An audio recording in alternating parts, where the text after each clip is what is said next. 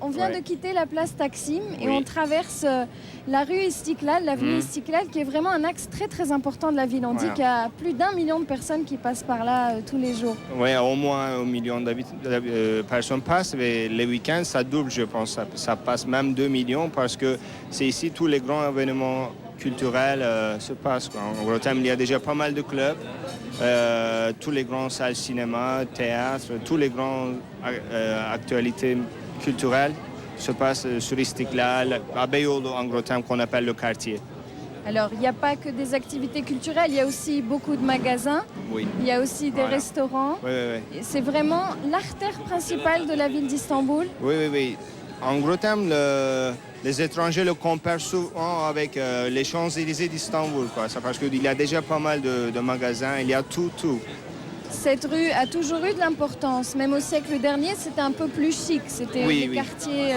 Ça a beaucoup changé d'image parce que la fin du 18e, par exemple, c'était plutôt les minorités qui donnaient l'atmosphère du quartier. Et c'était une avenue où il y avait toujours des activités culturelles, mais c'était plus élégant, plus chic, les vestes, les chapeaux, les cravates. C'était vraiment très élégant. Mais ça a beaucoup changé après les années 80. Et il y a eu une période où c'était... où le Grand Avenue a changé d'image. C'était un milieu beaucoup plus insécure. Il y avait toutes sortes de crimes, toutes sortes de choses, mais à un moment donné, on a rechangé l'image en remettant, en fermant l'avenue en voiture. C'est devenu une avenue piéton. On a remis le tramway nostalgique et ça a repris son atmosphère cosmopolite et beaucoup plus culturelle. Et il n'y a pas de problème d'insécurité, c'est vraiment une bonne ambiance. Oui, c'est très bonne ambiance, c'est tout simplement des grands problèmes des métropoles du monde. C'est pareil partout, mais ce n'est pas les mêmes conditions que les années 80. Et quel genre d'événements on organise ici? Il paraît qu'il y a des festivals de tango, de hip-hop. Oui, il y a presque tout. Déjà, tous les grands festivals commencent ici sur le Grand Avenue Taksim. Et sur Istiklal, il y a toujours des parades et tous les festivals commencent ici. Comme quoi, par exemple? Il y a les festivals de musique, du cinéma, du pop, de blues, de toutes sortes de musique, et les festivals de danse, du théâtre, je dis. Parce que puisque tous les grands points de toutes sortes de l'art sont là, les salles, les tout, et c'est pourquoi ça commence un peu ici, tout. Et toi, quel genre de musique tu fais exactement? Je sais que tu es très actif, que tu organises des soirées, des concerts. Quel genre de musique te parle? En fait, je travaille pour un joueur de saxophone turco-suédois qui vit aux États-Unis en principe, mais il fait du jazz, mais un nouvel élan, comment dire, new jazz, mais il a fait même un nouvel projet avec Eric Truffat et tout.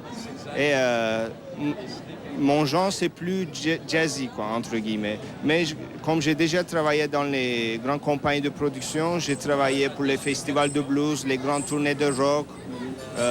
J'ai même organisé des soirées de hip-hop, des house, toutes sortes de choses. On va se retrouver justement tout à l'heure dans une boîte. À Babylone. On va voir un peu le Istanbul by Night avec toi, essayer de comprendre comment les jeunes sortent, qu'est-ce qui les amuse, est-ce que ça coûte cher, tout ça. On voit que c'est vraiment très très animé et il y a tous les âges. Est-ce qu'il y a des touristes aussi? Oui, il y a déjà pas mal de touristes parce que c'est la plein centre-ville Taksim. Il y a déjà pas mal de hôtels. Et d'ici depuis Taksim, vous pouvez aller où vous voulez de ville parce qu'Istanbul, c'est immense. On est vraiment dans le cœur de la ville. Réa, je te propose d'aller sur les rives du Bosphore pour un épisode de Thalassa. On se retrouve juste après au Babylone pour faire la fête.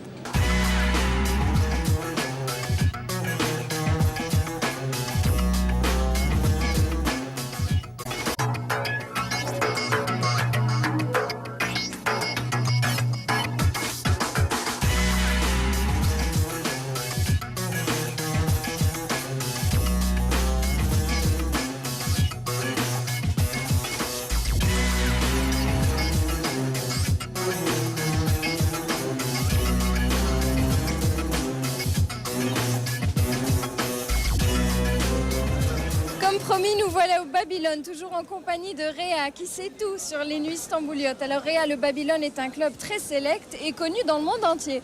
Oui, c'est ça, c'est considéré un des meilleurs clubs de jazz et un des salles de performance le plus connues en Europe. C'est considéré un des meilleurs 50 déjà à propos du magazine de musique. On va parler des endroits où sortir le soir dans Istanbul. Alors, il y a des endroits très branchés comme ça, mais oui, tout le monde ne va pas dans ces endroits-là. Est-ce qu'il y en a pour tous les goûts? Il y a déjà pas mal de places où on tourne des disques, où il n'y a pas des programmes live, mais Babylone est un des clubs où il y a toujours de musique live. C'est une salle de performance qu'on peut considérer, mais sur Istiklal, il y a déjà plus de 200 clubs. Et il y a tout simplement 2-3 clubs qui font des performances live. Et Babylone a déjà eu sur sa scène des noms vraiment importants du monde musical. Raconte-moi un peu comment ça se passe pour les jeunes stambouliotes. À quelle heure on sort? Où est-ce qu'on va? Est-ce que ça coûte cher? Ça dépend. À comparer avec les autres villes en Europe, Istanbul n'est pas très cher. Et il faut voir ça aussi en gros terme, l'économie du pays, mais ce n'est pas vraiment très cher et ça dépend du goût. Par exemple, à Babylone, vous payez l'entrée là-dedans, vous payez à boire et tout, mais par exemple, où on tourne des disques où ce n'est pas live, il n'y a pas de rentrée, vous payez tout simplement ce que vous pouvez. C'est un peu classique comme partout dans le monde, mais il y a presque tous les goûts. Il y a des clubs du rock, il y a des trucs même pour la musique traditionnelle où on joue du saz et tout. Il y a aussi ce genre de club où il y a des musiques contemporaines, les derniers événements du jazz, du blues, de tout.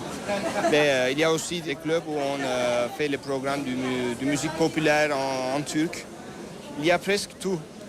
Et on sort très tard, explique-moi à peu près. Vers minuit, on se prépare, on prend un taxi, on y va. Comment ça se passe? En fait, ça dépend du jour de la semaine. Donc, pendant les week-ends, les gens sortent vers 10h, 11h. Et les grands événements, ça commence vers 11h30, minuit. Jusqu'au bout de la nuit. Voilà. Et ça finit vraiment tard. Je peux vous dire même que la vie en Istanbul, c'est 24 heures, quoi. Il y a même des clubs où la fête s'arrête à 8h du matin. J'imagine qu'à Istanbul, c'est exceptionnel. C'est pas comme ça partout en Turquie. Istanbul, non. C'est particulier. Il faut toujours le considérer Istanbul dans tous les domaines comme une des grandes villes, les grandes métropoles du monde, quoi. Est-ce que les filles sortent? Oui, vraiment. Si vous voulez, sur Istiklal, déjà, on voit déjà pas mal de filles. Dans certains clubs, la majorité, c'est souvent des filles. Ça dépend de musique, ça dépend du programme, mais ça fait déjà longtemps qu'on a passé cette histoire. Les filles ne sortaient pas, il y avait les problèmes, ça a déjà passé. La suite logique de ma question, est-ce que les garçons draguent beaucoup les filles? Oui, ça dépend toujours du club. Parce que en général, c'est souvent les couples qui sortent ensemble ou les grands... Ah, les célibataires, ils n'ont pas le droit. Non, c'est pas le...